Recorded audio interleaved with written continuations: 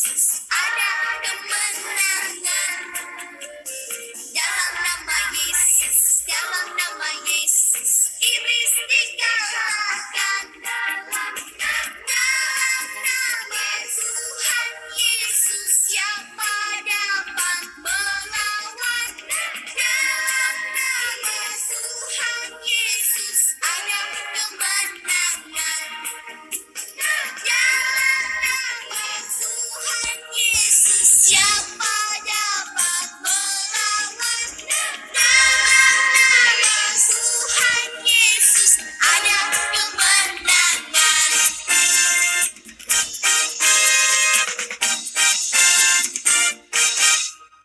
Selamat datang kembali di channel ini bersama saya, Kang Golan.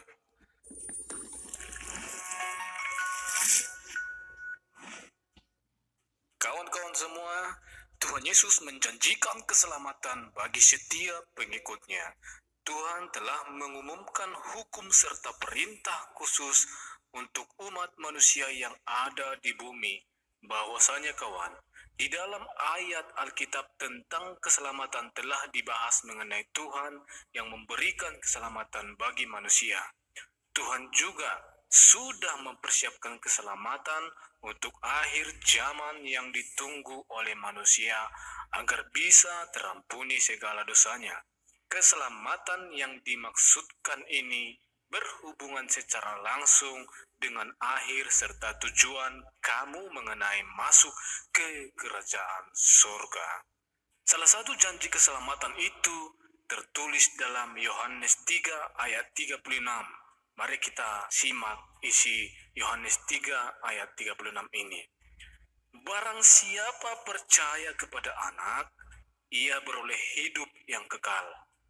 Tetapi barang siapa tidak taat kepada anak, ia tidak akan melihat hidup, melainkan murka Allah tetap ada di atasnya. Kawan-kawan sekalian, itulah sebabnya banyak yang menerima janji ini sehingga banyak yang terima Yesus dan memilih Yesus sebagai Tuhan dan Juru Selamatnya. Tidak terkecuali dari golongan apapun, ras apapun, suku apapun, berbondong-bondong menerima Tuhan Yesus sebagai Juru Selamat. Dan bahkan banyak ustadz yang telah menerima Yesus sebagai Juru Selamat, termasuk ustadz yang akan kita share kali ini kepada saudara-saudara sekalian. Ustadz ini dulunya sudah terkenal, tetapi dia lebih memilih percaya kepada Tuhan Yesus Kristus karena janji keselamatan itu pasti. Nah, penasaran bagaimana kesaksiannya? Mari kita simak video berikut ini.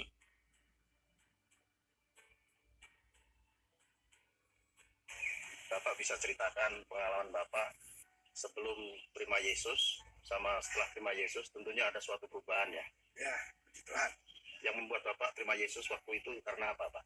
Jadi ada dua hal yang menjadikan saya jadi orang Kristen itu. Yang pertama, saya memang mengalami perjumpaan pribadi dengan Tuhan. Pada waktu saya sholat tahajud, ya atas kehendak Dia berkenan untuk menemui saya. Atas kehendak Tuhan. Ya, karena Tuhan yang mencari. Iya kan?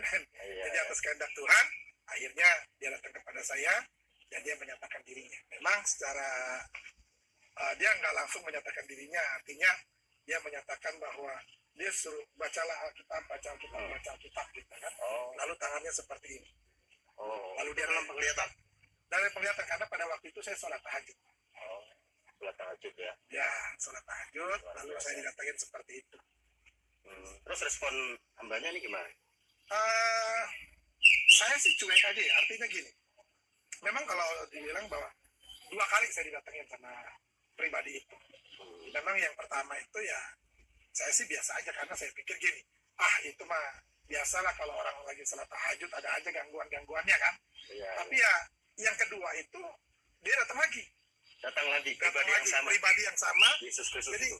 saya belum tahu Yesus itu. Waktu itu belum tahu. Ya. Karena saya belum kenal kan. Ya. Jadi dia ada cara datangnya sama, cara perginya sama, perintahnya sama, pribadinya juga sama. Pribadi yang pertama dengan pribadi yang kedua itu sama persis. Nah, perintahnya juga sama, baca Alkitab. itu perintahnya, Itu baca Alkitab. perintahnya. Dan akhirnya Ya, karena saya nggak punya Alkitab pada waktu itu, ya saya baca Al-Quran. karena nggak ada Alkitab jadi Iya, baca saya baca Al-Quran. Al-Quran. Karena ya nggak tahu lah, ya yang penting saya baca Al-Quran dulu lah. Saya juga nggak ngerti itu siapa yang datang ke saya, tapi ya puji Tuhan. Pada akhirnya saya tahu bahwa yang datang itu adalah Isa Al-Masih. Sama sih Yesus Kristus. Yesus Kristus sebagai Tuhan dan Juru Selamat saya sekarang ini. Setelah tahu melalui membaca tentunya ya. Iya. Kan punya hanya Al-Quran waktu itu Iya. dibaca. Dan pemahaman tentang Isa Masih itu yang di Al-Quran itu atau setelah itu pengen tahu yang di Alkitabnya orang Kristen. Saya tuh penting saya baca Al-Quran dulu. Al-Quran dulu. Artinya saya mempelajari Al-Quran dulu, lalu mantep, baru saya mengambil keputusan.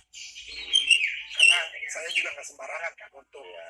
karena ini masalah keyakinan dan masalah kehidupan saya pada akhirnya di akhirat nanti kan. Apakah saya surga atau neraka, nah itu kan menentukan. Makanya saya tidak sembarangan untuk mengambil keputusan itu. Iya, ya. Tapi setelah dipikirkan dengan pemikiran yang panjang tentunya ya. Ya, saya renungkan gitu kan, lalu pada akhirnya saya mengambil keputusan, saya ikuti Isa Masih. Isa Al-Masih. Luar biasa. Tentunya setelah ikut Isa Masih ada perbedaannya ya. Sebelumnya kan taat sekali menjalankan ibadah, ritual-ritual dan sebagainya gitu ya. Ya.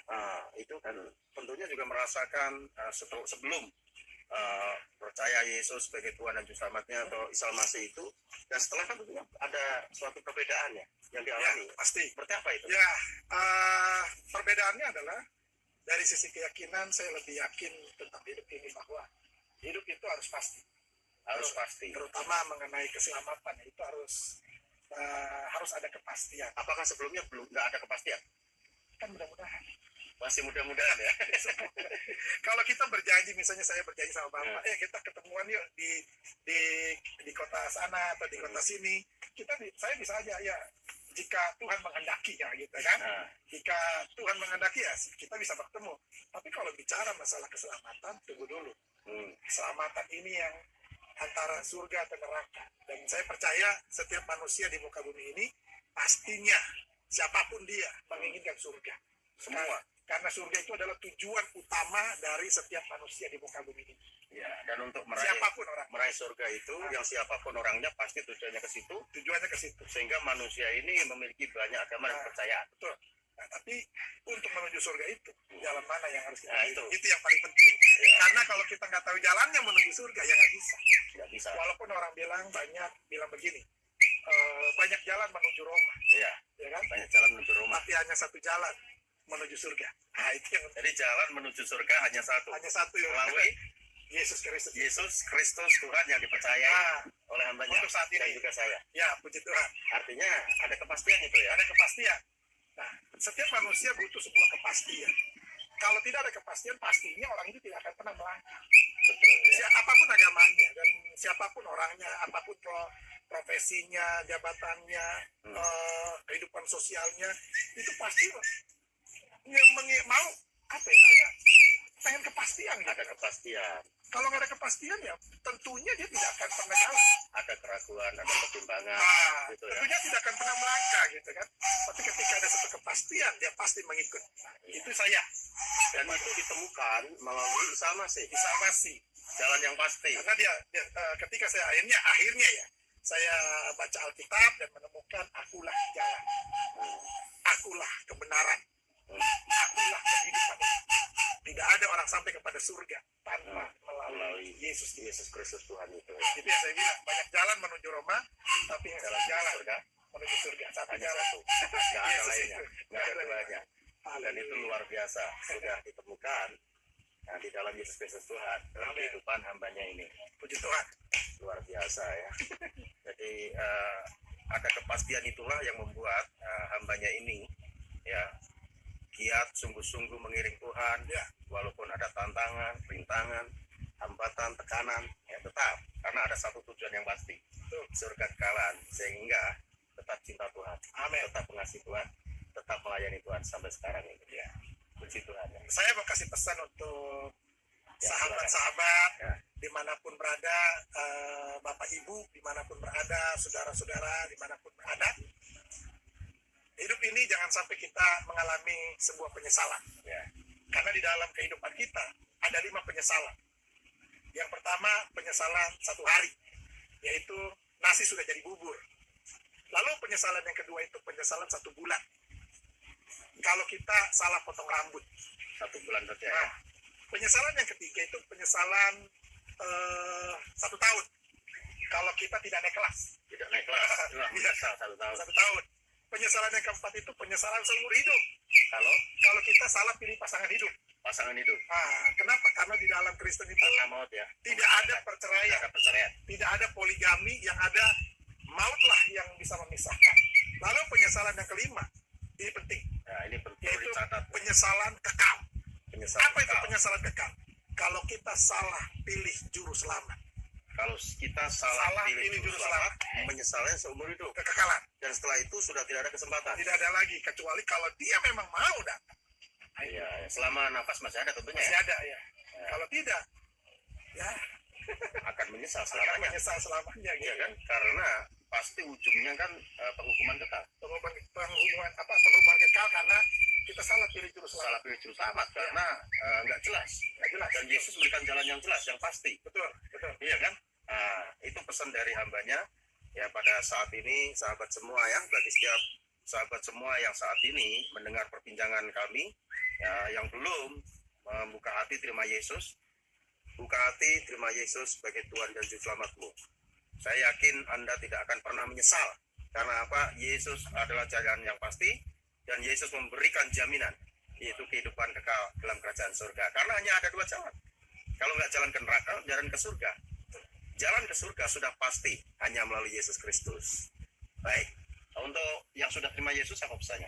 Untuk yang sudah terima Yesus, saya mau bilang begini, tetaplah setia pada Tuhan Yesus, Tetap setia, dan tetaplah komitmen tetap dalam komitmen. setiap hidup kita, terutama komitmen dalam iman kita, dalam keyakinan kita kepada Kristus. Sekali Yesus, tetap Yesus. Sekali Yesus, tetap Yesus. Puji Tuhan.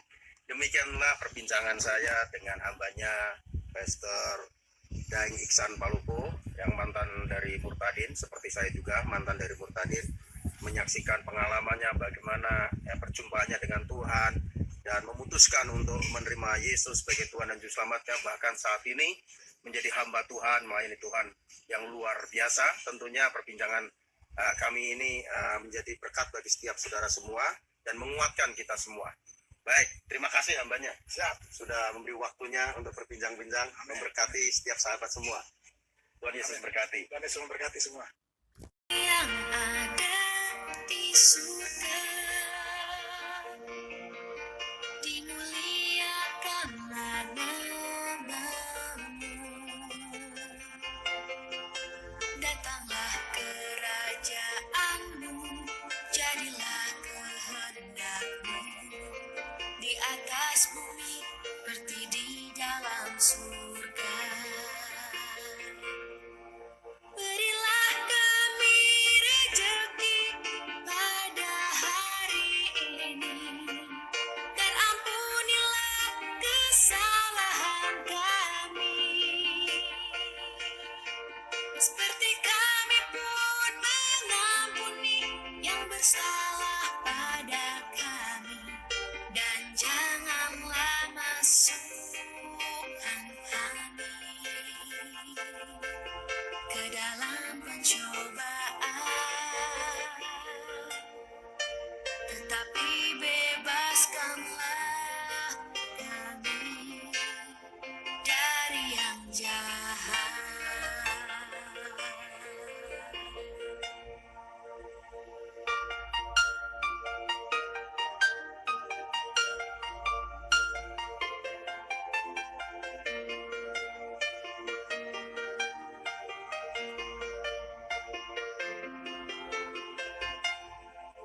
Bapa kami